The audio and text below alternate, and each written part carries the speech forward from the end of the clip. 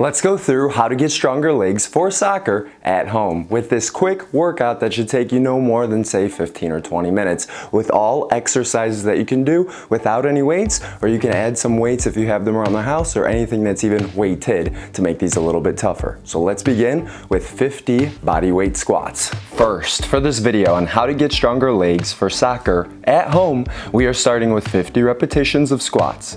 Notice the workout that we will be doing today on the screen, and I'll be doing the workout with you. However, I'll be taking you through all of it so that you are learning a lot about how to best work out your legs and get more muscular.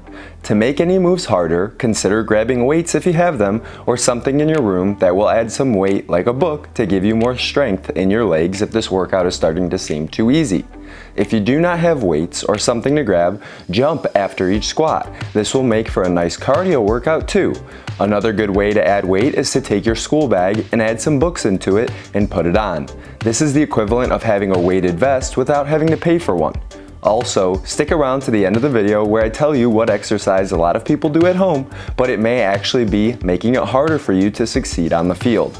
Keep going, you got these squats. Make sure that you are keeping your spine upright, back flat, and chest up. Drive through your heels, and you can even squeeze your butt at the top to focus on those glutes even more. There's another famous YouTuber that does these while coming up onto his toes. Try to avoid that. Keep your heels on the ground. Go as deep as you can, but limit rounding your back or lifting your heels. Imagine that you are trying to sit into a chair. Do not plop down into it, but have a controlled descent into the seat.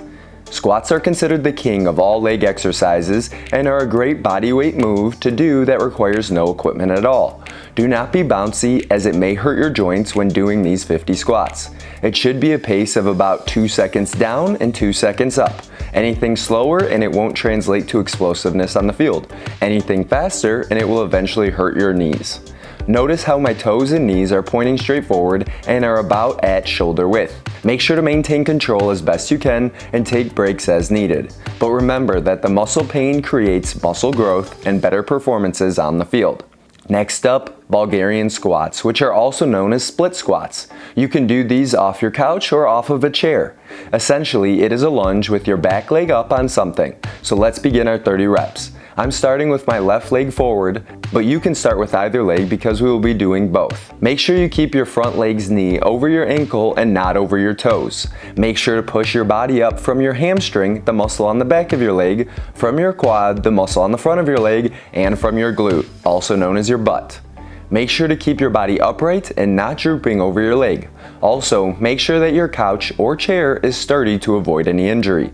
After all, you are working out to get stronger and quicker for soccer, not to get injured. Next, let's start doing 30 reps on the other leg, so switch those legs and let's begin lunging again. Some other things to keep in mind when working your legs is that you want muscle that will increase your strength that will directly translate to the field.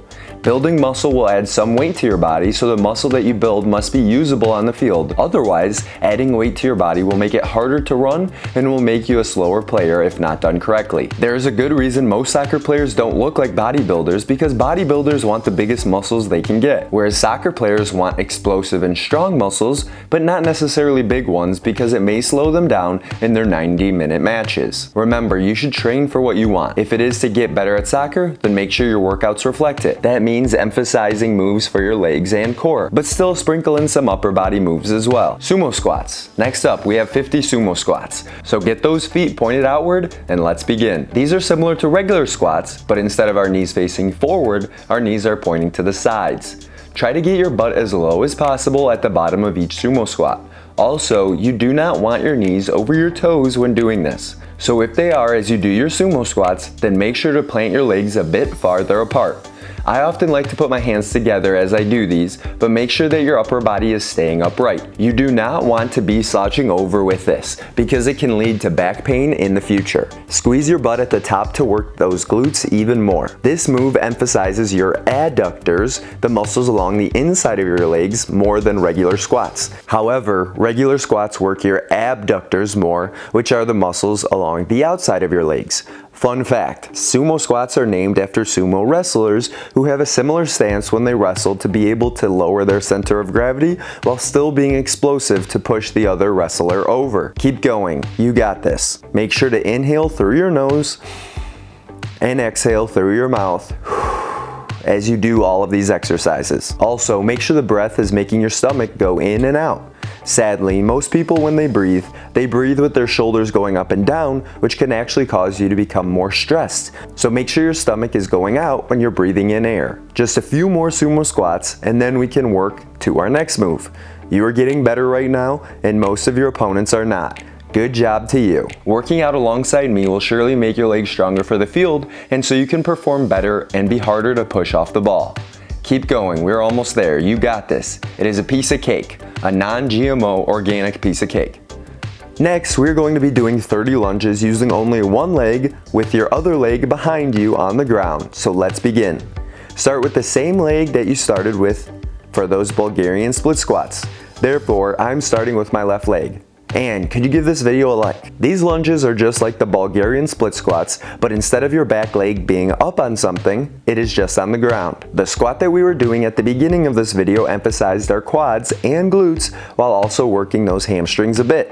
The lunge is really good at activating the glutes and hamstrings, but also helps the quadriceps a bit too. If you need to take breaks, feel free to, but try to keep going for as long as you can. If you are feeling the burn, that is a good thing. The burn means you are breaking your muscle down, and with the right nutrition after the workout and a healthy meal plan, you will provide the nutrients needed to grow muscle to become stronger. The deeper you go, the better, but do not be bouncy as it is bad for your joints. Be controlled as you are doing these lunges. Now, switch over to that other side and perform 30 repetitions with the other leg. As a reminder, when you're doing lunges, do not allow your knees to go over your toes as this can create knee issues later in life. Instead, make sure that you have your knee over your ankle. Additionally, when you do lunges, some people prefer to bend their back knee and touch the ground with it at the bottom of each repetition. Others prefer to keep their back leg straight. Bending the knee tends to activate your quads more, but keeping that back leg straight tends to activate your butt more. You can keep your hands at your side or touching in front of you. If at any point in this workout you need to stop, just jump back in as quickly as you can, or pause the video if you want to. By the way, I'm Dylan Joseph, trainer, a #1 best-selling Amazon author. After these lunges, we will start those calf raises. Grab some water if you need it, otherwise finish out these last few reps. Make sure you are remaining controlled with your move, and if you are feeling the burn, then good job, and keep going until you're done. Now let's start doing 100 standing calf raises. It sounds a lot harder than it actually is. Your calves get worked all day just by walking, so they take a lot of reps to grow them, and each rep goes by very quickly. Calf raises work the muscle on the back of your legs below your knees. These muscles are especially used when you are running on the field. When running, keep in mind that you should be running on your toes and balls of your feet. Essentially, that is the portion of your foot that is touching the ground when you go up in your calf raises. To make these calf raises harder, do this off a ledge or a lip of some sort where your heels can go lower than your toes. This will create more range of motion and grow your calves more quickly. Another variation to make calf raises tougher is jumping calf raises, whereby only using your calves you try to jump up into the air.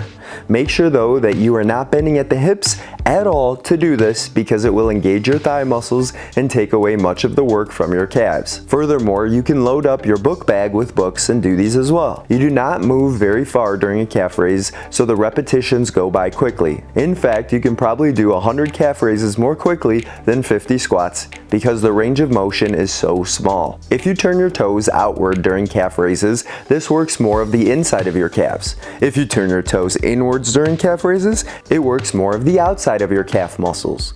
The calf muscle that we are really working when doing standing calf raises is called the gastrocnemius. The soleus is the other major calf muscle that is closer to your ankle that gets worked best when you are in a seated position. With calf raises, you can be a bit more springy with these than you would be with squats or lunges. Also, this will translate well to the field to make you a faster soccer player. Let's finish out these last few reps and then we will work on something you may have never exercised before and possibly something that you've never even heard of before, and that is your tibialis. Your tibialis is the muscle that runs along the front of your shins and is responsible for flexing your toes upwards. Working these will also help with your speed, just as working your calves will too. So let's switch over to working your tibialis. However, working on your tibialis outside of the gym takes a bit of creativity, but I am here to help you with your 30 tibialis raises starting with one foot. There are two ways to do this. You can sit down, put one of your feet on top of the toes of your other foot, and try to raise your foot for 30 reps. Most people forget to work this tibialis muscle, but it's still important to exercise for a soccer player. You got this. Keep going. You are almost there. Just a few more reps. Don't stop now. Good job. You're a star. You shine bright like a diamond. When you're working out your legs, you want to avoid moves like wall squats. Sure, sitting in a squat with your back on the wall will grow your leg muscles, but it will make them larger without the explosiveness you need to be a faster soccer player. Now, let's switch over to the other side and do our final 30 reps before going to stretching. You can place one foot under a couch or other heavy object and try to lift the couch with your foot. So let's begin. Sure, the couch is way too heavy for it to move with just this motion, but just by trying to lift the couch, I am engaging the muscle which will grow it stronger. This is known as an isometric move, where the object you are trying to move is not moving, but you are still working the muscle. Imagine if you tried to move a concrete wall by pushing it. It probably wouldn't move, but after a while you'd begin to get fatigued and tired because even though the wall is not moving, your muscles are working. We are going to make sure to stretch out everything after exercising. If you skip this part, you'll probably skip a lot of things in life and will limit your success because you're not a finisher. So you got this, stick with me, let's stretch. Stretching helps prevent injury and keeps us on the field. So let's start off by grabbing your right ankle and bringing it up to your butt to hold a quad stretch. To avoid missing out on how to be the most in shape person on the field and to get six-pack abs, then grab the book I've written on soccer fitness using the link. Now, grab the other ankle and begin stretching your other quad. Also, in the book, I discuss what type of stretching will help you have a better performance and which version will actually make you weaker, which is what most coaches tell their players to use before a game, sadly. Now, put your legs together and bend over and touch your toes or go at least as deep as you can for a good hamstring stretch. Do not be bouncy with this move. However, make sure to breathe when stretching.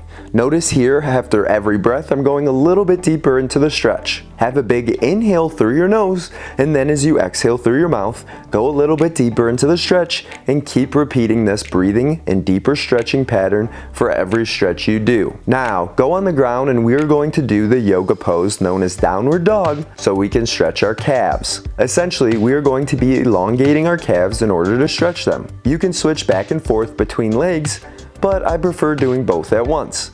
If you aren't feeling much of a stretch, then bring your hands farther forward to get those heels off the ground more. Next, put the side of your leg on the ground and drive your chest down into your leg in order to stretch your glute, aka your butt. Do not forget to breathe through this move and try to relax the muscle as much as possible as you go a little bit deeper with every breath. This is a tough but semi-comfortable stretch for your abductor too. Switch over to the other side, and if you have watched this long and have not subscribed yet, I bet you'd enjoy the weekly videos released on this channel. So please subscribe and get a protein shake or at least a glass of milk once you are done with your final glute stretch.